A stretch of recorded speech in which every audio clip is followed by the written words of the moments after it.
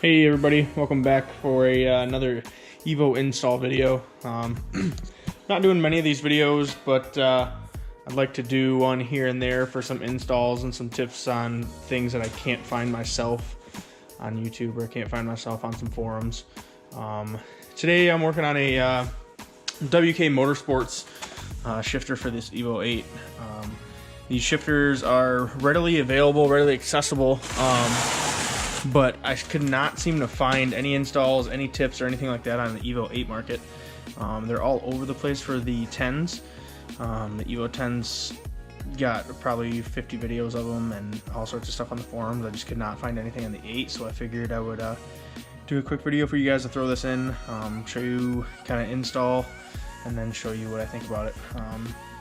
Stick around. Alright guys, we're in the car. I'm not going to do a long drawn out video on how to pull the center console and the cup holder and stuff like that out. There's 1.5 million videos on YouTube of how to pull them out. You know, it's a couple Phillips screws. I don't think we'd all be here if we didn't know how to pull those out. So if you need any help with that, there's some other videos on YouTube. I just want to kind of keep these videos short. Once you're in here, there's a side clip on this first shift linkage right here. You'll see the cotter pin. Just pull that guy out.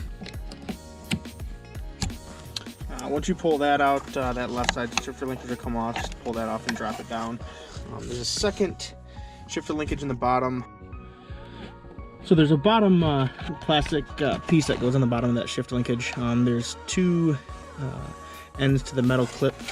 If you pull both of those ends out and then forward at the same time, that clip will slide out and off. Once that clip comes out and off, it'll come off the bottom of that shift linkage. And then you're free of all that. Then you'll come forward. Both of your shift linkages up here in the top of the gasket will have to come off. To do that, you just grab the bottom of that linkage and pull straight up. Second one, pull straight up. And both your linkages are free. You push your linkages through. You're gonna take a 12mm.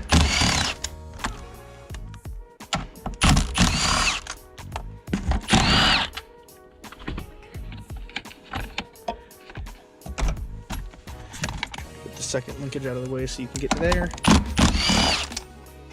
Pull your bolts and your factory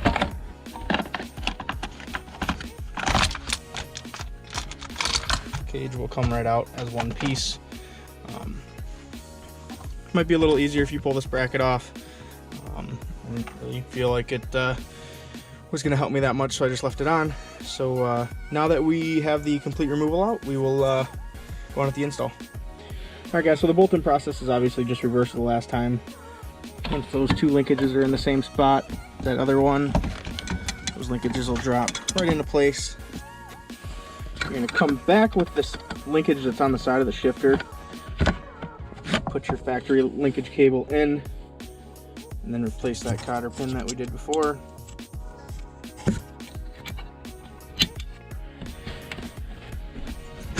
Then up underneath, and do the same thing as well.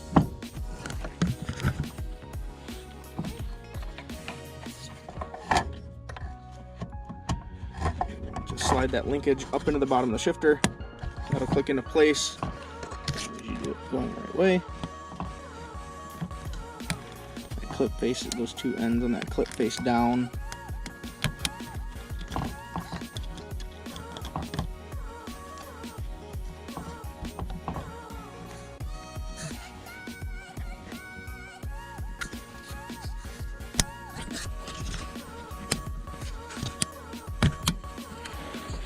Just like that, the clip will sit in place. There's two ends you can see hang over the back side of that. So now that all your linkage is installed, we'll go ahead with the bolt-in process. WK obviously suggests you use their nylon bushings that they send you.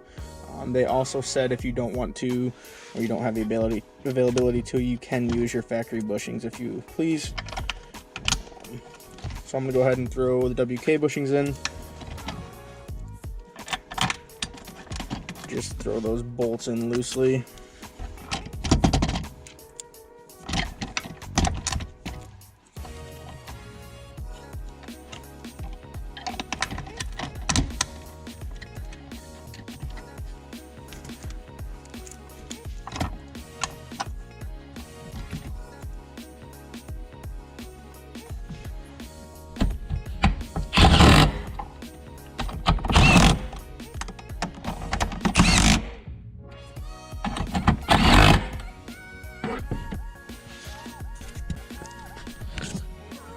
Alright guys, so that kind of concludes the install process itself for the shifter. I did want to touch base with you though really quick on this adjustment. So these are a self-centering shifter, obviously they always return to center. But if you find that you are pulling this linkage back when you hook up your stock linkage to the left, it kind of sits sideways because it's not adjusted right. So I found the best way to do this, pull that stock linkage off. These little adjusters here, bottom one is fixed, the top one on these shifters is the adjustable portion. If you pull these clips off, the clip swings around one side and then the clip will pull straight out. If you do that, then the ball will come right off the linkage. Then hook up your bottom linkage for the factory linkage on the car. Pin that. And then you can see that the linkage for the WK isn't lined up. So then from there, you can pull your linkage up. Or, I'm sorry, pull the WK linkage up. Until, basically I'm just going to put it until it's taut, and then we can fine tune adjust it from there.